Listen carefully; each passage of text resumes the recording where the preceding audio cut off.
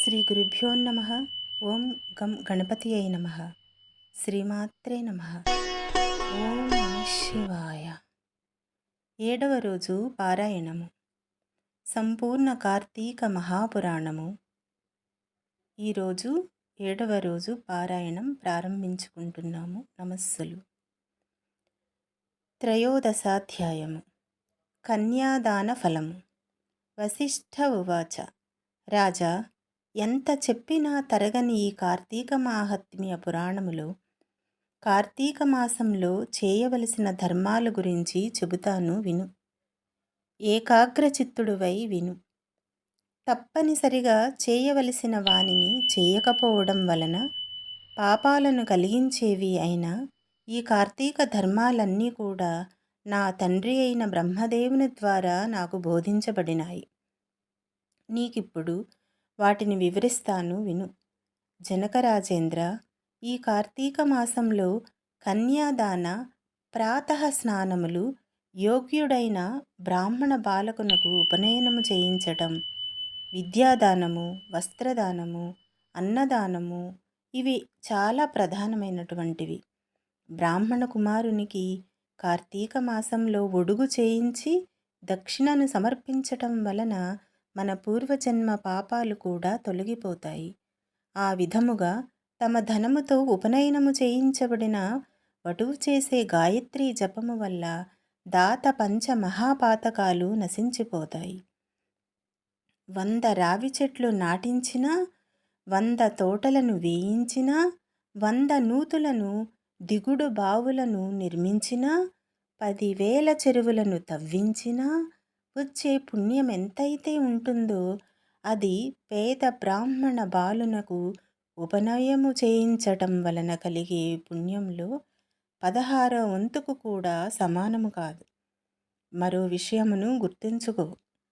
మాఘ్యాం why మాధవే మాసి చోత్తమౌ మౌంజి బంధనం కారయిష్యంతి తే రాజన్ దానం దత్వా తు కార్తీకే. కార్తీకంలో ఉపనయన దానమును చేసి తదుపరిని వచ్చే మాఘములో కానీ వైశాఖ మాసంలో కానీ ఉపనయనము చేయించాలి. సాధువులు, శ్రోత్రియులు అయిన బ్రాహ్మణ బాలకులకు ఉపనయనము చేయించటం వలన అనంత పుణ్యము కలుగుతుందని ధర్మవేత్తలైన మునులందరూ కూడా చెప్పియున్నారు. అటువంటి ఉపనయనానికి కార్తీక మాసంలో సంకల్పము చెప్పుకుని ఫలానా వారికి నేను నా ద్రవ్యముతో ఉపనయనము చేయిస్తాను అని వాగ్దానము చేయటం వలన కలిగే సత్ఫలితాన్ని చెప్పడానికి స్వర్గలోకవాసులకు కూడా సాధ్యము కాదని తెలుసుకో. జనక నరపాల, ఇతరుల సొమ్ముతో చేసే తీర్థయాత్రలు, దేవ బ్రాహ్మణ సమారాధనలు వీని వలన కలిగే పుణ్యం ఆ ధనదాతలకే చెందుతుందన్న విషయం జగద్విదితమే కదా. కార్తీకంలో తమ ధనముతో ఒక బ్రాహ్మణునకు ఉపనయముతో పాటు వివాహమును కూడా చేయించడం వలన తత్పుణ్యము మరింతగా ఇనుమడిస్తుంది.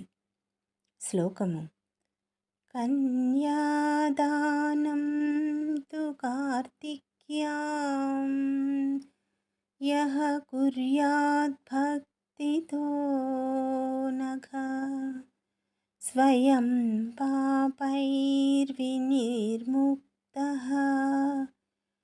పితॄణాం బ్రహ్మణః పదం. కార్తీకములో కన్యాదానం ఆచరించిన వాడు స్వయముగా వాడు తరించడమే కాక వాని పితరులందరికీ కూడా బ్రహ్మలోక ప్రాప్తిని కలిగించినవాడవుతాడు. ఇందుకు నిదర్శనముగా ఒక ఇతిహాసమును చెబుతాను విను. సువీరోపాఖ్యానము. ద్వాపరయుగంలో వంగదేశాన దుర్మార్గుడైన సువీరుడనే రాజు ఉండేవాడు. ద్వాపరయుగమనగా శ్రీకృష్ణుడు ఈ భూమి మీద తిరుగాడిన రోజు. అతి గొప్ప రోజులు, మహిమాన్వితమైన రోజుల్లో కథను మనం ఈరోజు చెప్పుకుంటూ ఉన్నందుకు మనమెంతగానో ధన్యులము. లేడి కన్నుల వంటి సోగ కన్నులు గల సుందరాంగి ఒకతే అతని భార్యగా ఉండేది. దైవయోగము వలన సువీరుడు దాయాదులచే ఓడింపబడినవాడై రాజ్యభ్రష్టుడై అర్ధాంగి అయిన సుందరాంగితో సహా అడవులలోకి పారిపోయి కందమూలాదులతో కాలము గడపసాగాడు. ఇలా ఉండగా అతని భార్య గర్భవతి అయింది. రాజు నర్మదా తీరములో పర్ణశాలను నిర్మించాడు. ఆ పర్ణశాలలనే అతని రాణి ఒక చక్కటి కుమార్తెను ప్రసవించినది. సర్వ సంపదలు శత్రువుల పాలైపోవటం, తాను అడవుల పాలవటం, కందమూలాలలో బతుకుతూ ఉన్న ఈ రోజుల్లో కడుపు పండి సంతానం కలగటం, పోషణకు చిల్లి గవ్వైనా లేని దరిద్రము, వీటన్నిటినీ పదే పదే తలుచుకుంటూ తన పురాకృత కర్మలని నిందించుకుంటూ అతి కష్టం మీద ఆ ఆడకూతురిని పెంచుకోసాగారు సువీర దంపతులు. కాలగమనములో సువీరుని కూతురు చక్కగా ఎదిగి నిజరూప లావణ్య సౌందర్యాదులతో చూసేవారికి నేత్రానందకారిణిగా పరిణమించింది. 8 ప్రాయంలోనే ఎంతో మనోహరముగా ఉన్న ఆమెను చూసి మోహితుడైన ఒక ముని కుమారుడు ఆ బాలికను తనకిచ్చి పెండ్లి చేయవలసిందిగా సువీరుని కోరాడు. అందుకు రాజు, ఋషిపుత్ర, ప్రస్తుతము నేను ఘోర దరిద్రముతో ఉన్నాను కనుక నేను కోరినంత ధనాన్ని నువ్వు కన్యాశుల్కముగా సమర్పించగలిగితే నీ కోరిక తీరుస్తాను అన్నాడు. ఆ పిల్ల మీద మక్కువ మానుకోలేని ముని బాలకుడు, రాజా, నేను కేవలం ముని కుమారుడినైన కారణముగా నీవు అడిగినంత ధనమును తక్షణమే ఇవ్వలేను. తపస్సు చేత తద్వారా ధనము సంపాదించి తెచ్చి ఇస్తాను. అంతవరకు ఈ బాలికను నా నిమిత్తమై భద్రపరిచి ఉంచు అని చెప్పాడు.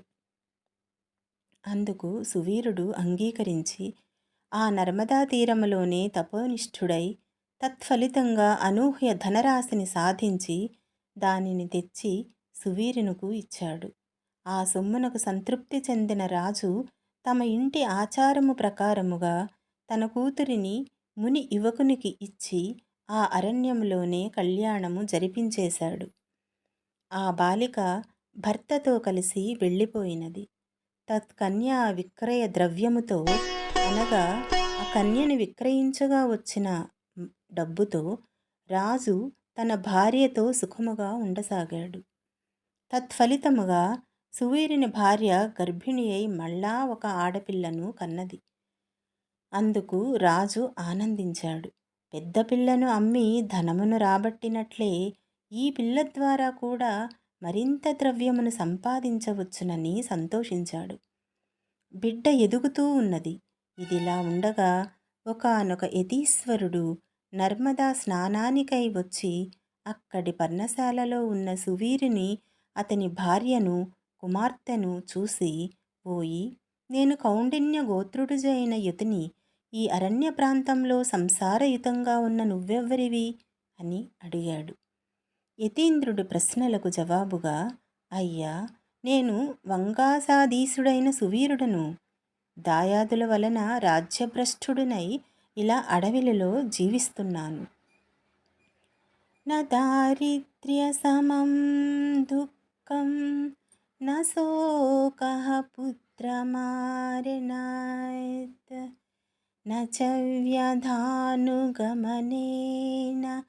వియోగః ప్రియాపహాత్. దరిద్రం కన్నా ఏడిపించేది, కొడుకు చావు కంటే ఏడవవలసినది, భార్య వియోగం కన్నా బయటకు ఏడవలేని అంతఃశల్యము లాంటి దుఃఖం ఇంకేమీ ఉండదు. తమకు తెలిసినదే కదా. ప్రస్తుతం నేను ఏ విధమైనటువంటి 3 రకాల విచారాల వలన అమిత దుఃఖితుడునై ఈ విధముగా కందమూల భక్షణములతో ఈ అరణ్యమే శరణ్యముగా బ్రతుకుచున్నాను. ఈ అరణ్యములోనే తొలిచూలుగా నాకొక కూతురు పుట్టినది. ఆమెనొక మునికు అమారుడికి విక్రయించి ఆ ధనముతో ప్రస్తుతానికి సుఖముగానే బ్రతుకుచున్నాను. ఇది నా రెండవ కూతురు. ఈమె నా భార్య. నా గురించి ఇంకా ఏ వివరాలు కావాలో అడిగితే చెబుతాను అన్నాడు సువీరుడు. సువీరుడిచ్చిన సమాధానానికి ఆశ్చర్యపోతూనే ఆ యతీంద్రుడు, ఓ రాజా, ఎంత పని చేశావు! మూర్ఖుడివై అగణితమైన పాపాన్ని పోగుచేసి పెట్టుకున్నావు.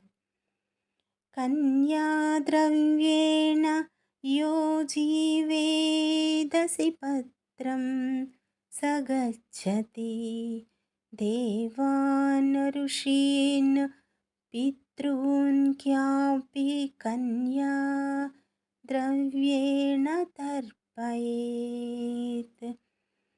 శాపం దాస్యంతి తే సర్వే జన్మ జన్మన్యపుత్రతాం. ఆడపిల్లను అమ్ముకుని అలా వచ్చిన డబ్బుతో జీవించేవారు మరణానంతాన అసిపత్రం అనే నరకము పాలవుతారు. ఆ సొమ్ముతో దేవ, ఋషి, పితృగణాలకు చేసిన అర్చన తర్పాణుదల వలన ఆ దేవ ఋషి పిత్రాదులందరూ కూడా నరకాన్ని చవిచూస్తారు. అంతేకాదు, కర్తలకు జన్మ జన్మలకు కూడా పుత్ర సంతానము కలగదని శపిస్తారు. ఇక ఇలా ఆడపిల్లలను అమ్ముకుని జీవించటమే వృత్తిగా పెట్టుకున్నవారు ఖచ్చితముగా రౌరవ నరకములో పడతారు. రాజా, సర్వేషామేవ పాపానాం ప్రాయశ్చిత్తం విదుర్బుధాః కన్యా విక్రయశీలస్య ప్రాయశ్చిత్తం న చోదితం.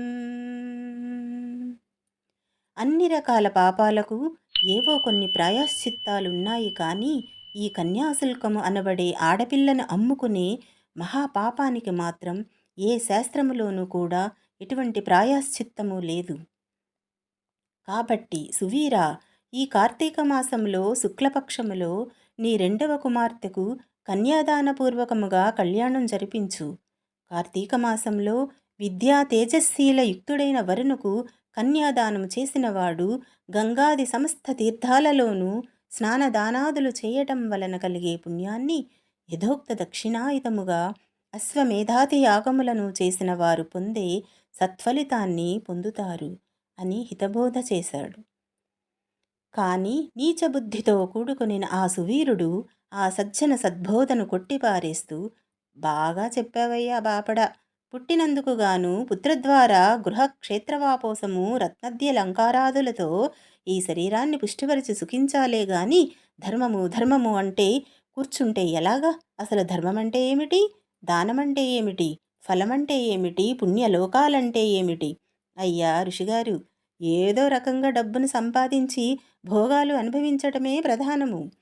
పెద్ద పిల్ల విషయంలో కంటే అధికముగా ధనమిచ్చే వానికే నా చిన్న పిల్లను కూడా ఇచ్చి పెండ్లి చేసి నేను కోరుకునే సుఖభోగాలన్నిటినీ అనుభవిస్తాను. అయినా నా విషయాలన్నీ నీకెందుకు? నీ దారిన నువ్వు వెళ్ళు అని కసిరి కొట్టాడు. అంతటితో ఆ తాపసి తన దారిన తాను వెళ్ళిపోయాడు. శృతకీర్తు పాఖ్యానము. ఈ సువీరుని పూర్వీకులలో శృతకీర్తి అనే రాజొకడు ఉన్నాడు.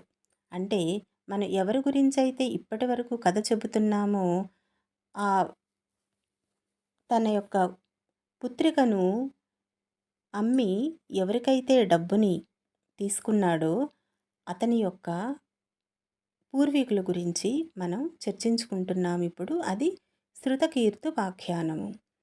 సమస్త సద్ధర్మ ప్రవక్త, శతాధిక యాగకర్త అయిన ఆ శృతకీర్తి తన పుణ్యకార్యాల వలన స్వర్గములోని ఇంద్రాదుల చేత గౌరవింపబడుతూ సమస్త సుఖాలను అనుభవిస్తున్నాడు. సువీరునికి యముడు విధించిన శిక్ష కారణముగా యమదూతలు స్వర్గము చేరి అక్కడ సుఖిస్తున్న శృతకీర్తి యొక్క జీవుని పాశబద్ధుని చేసి నరకానికి తీసుకొని వచ్చారు. ఆ చర్యకు ఆశ్చర్యపడిన శృతకీర్తి యముని ముంగిట నిలబడి, స్వర్గములో ఉన్న నన్ను ఇక్కడికెందుకు రప్పించావు? నేను చేసిన పాపమేమిటి అని నిలదీసి అడిగాడు. మందహాసము చేశాడు మహాధర్ముడు. ఇలా చెప్పసాగాడు. శృతకీర్తి, నువ్వు పుణ్యాత్ముడవే, స్వర్గార్హుడవే. కాని నీ వంశీకుడైన సువీరుడనేవాడు కన్యను విక్రయించాడు. అతగాడు చేసిన మహాపాపము వలన అతని వంశీకులైన మీరంతా నరకానికి రావలసి వచ్చినది. అయినా వ్యక్తిగతముగా చేసిన సువీరుని రెండో కుమార్తె నర్మదా నది తీరానగల పర్ణశాలలో తన తల్లితో జీవిస్తూ ఉంది. ఆ బిడ్డకింకా వివాహము కాలేదు. కాబట్టి నువ్వు నా అనుగ్రహము వలన దేహివై అక్కడికి వెళ్ళి అక్కడ యోగ్యుడైన వరునికిచ్చి కన్యాదాన విధానముగా పెండ్లిని జరిపించు. శృతకీర్తి, ఎవడైతే కార్తీక మాసంలో సర్వాలంకార భూషిత అయిన కన్యకు యోగ్యుడైన వరునికి దానము చేస్తాడో వాడు లోకాధిపతితో తుల్యుడవుతాడు. అలా కన్యాదానమును చేయాలనే సంకల్పము ఉండి కూడా సంతానము లేనివాడు బ్రాహ్మణ కన్యాదానానికి గాను కన్యాదానం అందుకోబోతున్న బ్రాహ్మణునికి గాని ధన సహాయం చేసినట్లయితే ఆ ధనదాత కన్యాదాత పొందే ఫలాన్ని పొందుతాడు. అంటే మనం ఈ కార్తీక మాసంలో ఎవరికైనా ఆడపిల్లకు మనం ధనము అందచేసినట్లయితే వివాహానికి మనకు వచ్చే పుణ్యము అంతా ఇంత కాదు. ఆ స్వయాన ఈశ్వరుడే మనల్ని కటాక్షిస్తాడు. అంతేకాదు స్వలాభాపేక్ష రహితులై ఉండి 2 పాడి ఆవులను చెల్లించి కన్యను కొని ఆ కన్యను చక్కటి వరునికిచ్చి పెండ్లి చేసేవారు కూడా కన్యాదాన ఫలాన్ని పొందుతారు. కాబట్టి ఓ శృతకీర్తి, నీవు తక్షణమే భూలోకానికి వెళ్ళి సువీరుని ద్వితీయ కుమార్తెను ఎవరైనా సద్బ్రాహ్మణునికి కన్యామూలకముగా దానం చేసినట్లయితే తద్వారా నువ్వు, నీ పూర్వీకులు, ఈ సువీరాదులు కూడా నరకము నుండి విముక్తిని పొందుతారు అని చెప్పాడు. ధర్ముని అనుగ్రహము వలన దేహధారి అయిన శృతకీర్తి వెనువెంటనే భూలోకములోని నర్మదా నదీ తీరాన్ని చేరి అక్కడి పర్ణశాలలో ఉన్న సువీరుని భార్యకు హితవులు గరిపి వారి ద్వితీయ సంతానమైన ఆడపిల్లను సువర్ణాభరణ భూషితను చేసి శివప్రీతిగా శివార్పణమస్తు అనుకుంటూ ఒకానొక బ్రాహ్మణునికి కన్యాదానముగా అర్పించాడు. ఆ పుణ్యమహిమ వలన సువీరుడు నరకపీడ విముక్తుడై స్వర్గమును చేరి సుఖించసాగాడు. తదనంతరము శృతకీర్తి 10 మంది బ్రహ్మచారులకు కన్యామూల్యమును ధారపోయటం వలన వారి వారి పితృపితామహాది వర్గాల వారంతా కూడా విగతపావులై స్వర్గాన్ని పొందారు. అనంతరము శృతకీర్తి కూడా యథాపూర్వకముగా స్వర్గము చేరి తన వారిని కలిసి సుఖించసాగాడు. కాబట్టి ఓ జనక మహారాజా, కార్తీక మాసంలో కన్యాదానము చేసేవాడు సర్వ పాపాలను నశింపచేసుకుంటాడనడంలో ఏమాత్రమూ సందేహము లేదయ్యా. కన్యామూల్యాన్ని చెల్లించలేని వారు వివాహార్థము మాట సాయము చేసినప్పటికీ కూడా అమితమైన పుణ్యాన్ని పొందుతారు. రాజా, ఎవరైతే కార్తీక మాసంలో యథావిధిగా కార్తీక వ్రతాన్ని ఆచరిస్తారో వారు స్వర్గాన్ని, ఆచరించని వారు కూడా నరకాన్ని పొందుతారనటంలో ఏమాత్రమూ సందేహం లేదని గుర్తించు. చతుర్దశాధ్యాయము. వశిష్ఠుడు ఇలా చెబుతున్నాడు. మిథిలాధీశ, కార్తీక మాసమంతా పూర్వోక్త సర్వధర్మ సంయుతంగా కార్తీక వ్రతాన్ని ఆచరించలేకపోయినప్పటికీ కూడా ఎవరైతే కార్తీక పూర్ణిమ నాడు వృషోత్సర్గం చేస్తారో వారి యొక్క జన్మాంతర పాపాలన్నీ కూడా నశించిపోతాయి. వృషోత్సర్గము. జనక మహీపాల, ఆవు యొక్క కోడెదూడను అచ్చుబోసి ఆబోతుగా స్వేచ్ఛగా వదలడాన్నే వృషోత్సర్గము అంటారు. ఈ మానవ లోకంలో ఏ ఇతర కార్యాచరణల వలన కూడా అసాధ్యమైన పుణ్యాన్ని ప్రసాదించే ఈ కార్తీక వ్రతములో భాగముగానే కార్తీక పూర్ణిమ నాడు పితృదేవతా ప్రీత్యర్థము ఒక కోడెదూడను అచ్చుబోసి ఆబోతుగా స్వేచ్ఛగా వదలాలి. అలా చేయడం వలన గయాక్షేత్రములో పితరులకు 1,000,000 సార్లు శ్రాద్ధాన్ని నిర్వహించిన పుణ్యము కలుగుతుంది. యః కోవాస్మత్కులే జాతః పౌర్ణమాస్యాంతు కార్తీకే ఉత్పృజేద్వృష్టవం నీలం తేనే తృప్తా వయం త్వితి కాంక్షంతి నృపశార్దూల పుణ్యలోకస్థితాపి.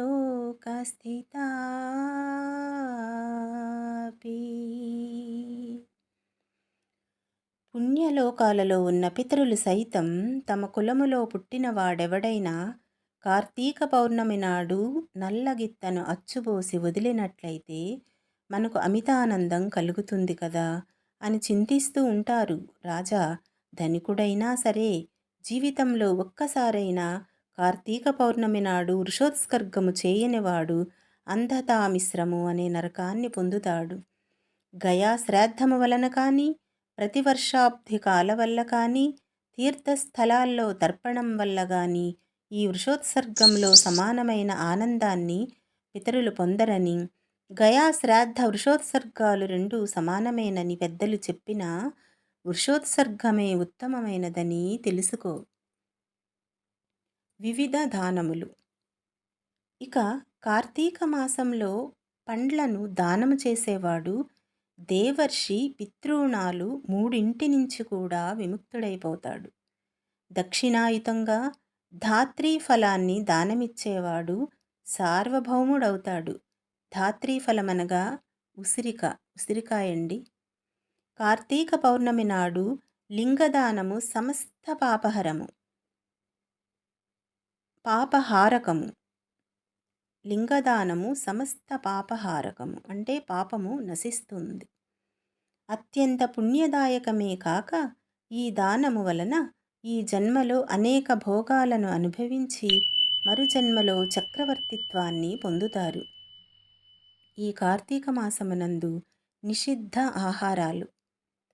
అనంత ఫలదాయకమైన ఈ కార్తీక వ్రతాచరణా సదవకాశము అందరికీ అంత తేలికగా లభ్యము కాదు. అత్యంతోత్కృష్టమైన ఈ కార్తీక మాసములో ఇతరుల అన్నమును పితృశేషమును తినకూడనివి తినడము, శ్రాద్ధములకు భోక్తగా వెళ్ళడము, నువ్వుల దానము పట్టడము అనే 5 మానివేయాలి. ఈ నెలలో సంఘాన్నము, శూద్రాన్నము, దేవార్చకాన్నము, అపరిశుద్ధాన్నము, త్యక్తకర్ముని అన్నము, విధవా అన్నము అనేవి తినకూడదు. కార్తీక పౌర్ణమి, అమావాస్యలలోనూ, పితృదివసము నాడు, ఆదివారము నాడు, సూర్యచంద్ర గ్రహణ దినాలలోనూ, వ్యతిపాత వైద్యుత్యాది నిషిద్ధ దినాలలోనూ రాత్రి భోజనము నిషిద్ధము. ఈ నెలలలో వచ్చే ఏకాదశి నాడు రాత్రింబవళ్ళు 2 పూటలు కూడా భోజనము చేయకూడదు. ఇటువంటి రోజులలో ఛాయానక్తము అనగా తమ నీడ శరీరపు కొలతకు 2 పడినప్పుడు భుజించాలి.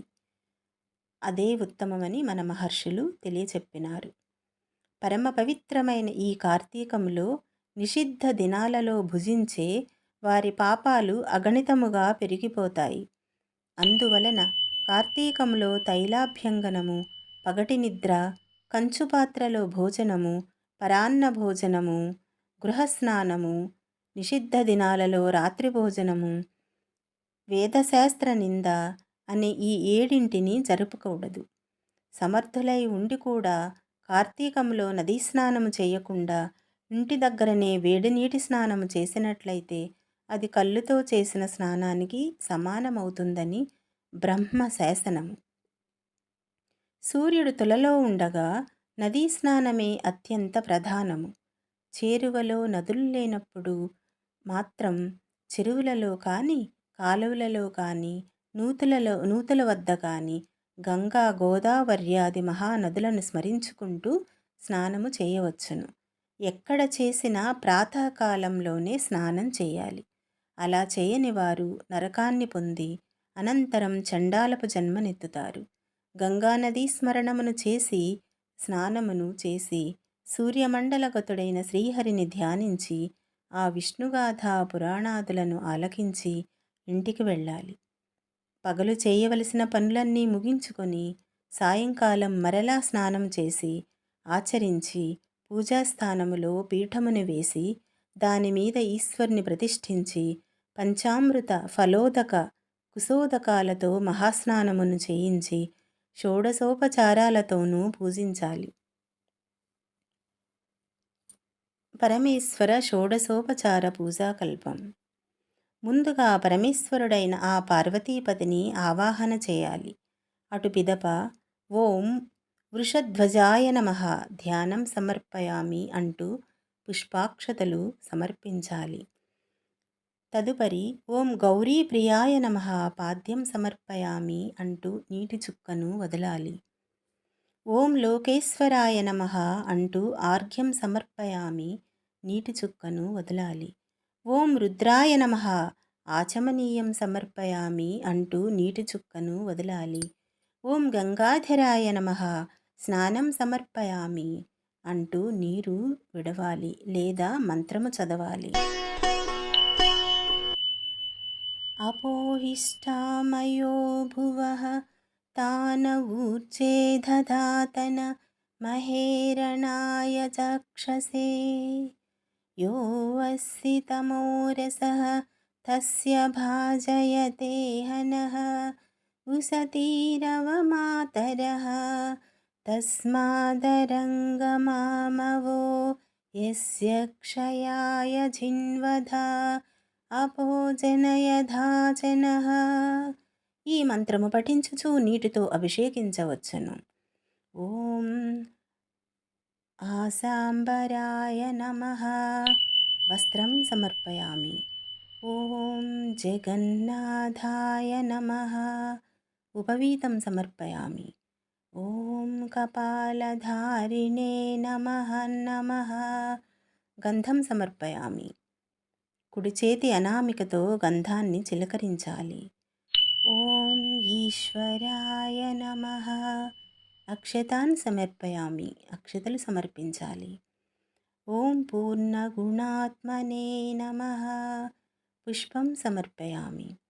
ఓం ధూమ్రాక్షాయ నమః ధూపమాగ్రాపయామి అగరు లేదా సాంబ్రాణి ధూపమియ్యవలెను. ఓం తేజోరూపాయ నమః దీపం సమర్పయామి ఆవునేతి దీపమును వెలిగించి చూపవలెను. ఓం లోకరక్షాయ నమః నైవేద్యం సమర్పయామి. ఓం భూర్భువస్సువః తత్సవితుర్వరేణ్యం భర్గో దేవస్య ధీమహి ధియో యో నః ప్రచోదయాత్ అనుకుంటూ ఒక పువ్వుతో నివేదించు పదార్థముల చుట్టూ నీటిని ప్రోక్షించి ఓం ప్రాణాయ స్వాహ, ఓం అపానాయ స్వాహ, ఓం వ్యానాయ స్వాహ, ఓం ఉదానాయ స్వాహ, ఓం సమానాయ స్వాహ, ఓం శ్రీ మహాదేవాయ శివ శివ శివ శంభవే స్వాహ అంటూ స్వాహ అనినప్పుడల్లా ప్రభువునకు నివేదమును చూపి ఫలానా పదార్థమును నివేదించాము అనుకొని అమృతమస్తు అమృతోపస్తరణమసి ఋతం నత్యేన పరిషించామి ఉత్తరాపోసనం సమర్పయామి అనుకొని పదార్థాల కుడిపక్కన ఒక చుక్క నీరును వదలవలెను. పిదప ఓం లోకసాక్షినే నమః తాంబూలాదికం సమర్పయామి 5 తమలపాకులు 2 పోక చెక్కలు సమర్పించాలి. ఓం భవాయ నమః ప్రదక్షిణం సమర్పయామి. ఓం కమాలినే నమః నమస్కారం సమర్పయామి. ఓం అని సాష్టాంగ నమస్కారం. జనక మహారాజా పైన చెప్పిన విధముగా 16 ఉపచారాలతోనూ కానీ లేదా నెలపొడుగునా ప్రతిరోజు సహస్రనామయుతంగా కానీ శివపూజ చేసి పూజ యొక్క చివరిలో పార్వతీకాంత దేవేశ పద్మచార్చ్యాంగ్రి పంకజ ఆర్ఘ్యం గృహాణ దైత్యారే దత్తం చేతముమాపతే అనే మంత్రంతో ఆర్ఘ్యమును ఇవ్వాలి. అనంతరము యథాశక్తి దీపములను సమర్పించి శక్తి వంచన లేకుండా బ్రాహ్మణులకు దానమును ఇవ్వాలి. ఈ ప్రకారంగా కార్తీకము నెల్లాళ్ళు కూడా బ్రాహ్మణ సమేతంగా నక్తవ్రతాన్ని ఆచరించేవారు 100 వాజిపేయాలు 1000 సోమాశ్వమేధాలు చేసిన ఫలాన్ని పొందుతాడు. కార్తీకమంతా ఈ ఈ మాసనక్త వ్రతావరణ చరణ వలన పుణ్యాధిక్యత పాపనాశనం అవలీలగా ఏర్పడుతాయి అనడంలో ఎటువంటి సంకోచము లేదు. కార్తీక చతుర్దశి నాడు పితృప్రీతిగా బ్రాహ్మణులకు భోజనం పెట్టడం వలన వారి యొక్క పితాళ్ళందరూ కూడా సంతృప్తులవుతారు. కార్తీక శుద్ధ చతుర్థి నాడు ఔరసపుత్రుడు చేసే తిలతర్పణము వలన పితృలోకము సర్వము తృప్తి చెందుతుంది. ఈ చతుర్దశి నాడు ఉపవాసము ఉండి శివారాధన చేసి తిలలను దానము చేసినవాడు కైలాసానికి క్షేత్రాధిపతి అవుతాడు. ఈ కార్తీక వ్రతాన్ని ఆచరించిన వారు తప్పకుండా తమ పాపాలను పోగొట్టుకున్న వారై మోక్షగాములవుతారు. జనక మహారాజా, ఈ కార్తీక పురాణంలో ముఖ్యంగా ఈ 14వ అధ్యాయాన్ని శ్రద్ధాభక్తులతో చదివినా వినినా కూడా వారు సమస్త పాపాలకు ప్రాయశ్చిత్తము చేసుకోవటం ద్వారా కలిగే ఫలితాలను పొందుతారు. ఏవం శ్రీస్కాందపురాణంతర్గత కార్తీక మహాత్మ్యే త్రయోదశ చతుర్దశాధ్యాయో అనగా 13, 14 అధ్యాయములు. ఓం నమ శివాయ. ముఖ్యముగా ఈ యొక్క 14వ అధ్యాయము శ్రద్ధాభక్తులతో చదివినా వినినా కూడా మన సమస్త పాపాలకు ప్రాయశ్చిత్తం చేసుకున్నట్లే అని గట్టిగా లిఖించబడినది. ఈరోజు మనందరము ఎవరైతే వింటున్నారో అందరూ కూడా అత్యంత అదృష్టవంతులనే మనం చెప్పుకోవాలి. శుభమస్తు. అందరికీ ఆ భగవంతుడు, ఆ సర్వేశ్వరుడు, ఆ మహేశ్వరుడు శుభములు చేకూర్చాలని, మీరంతా జీవితంలో విజయాన్ని తీసుకుంటూ విజయోత్సంగా జీవితాన్ని ముందుకు తీసుకువెళ్ళాలని ఆ సర్వేశ్వరుని కోరుకుంటున్నాము. నమస్తే.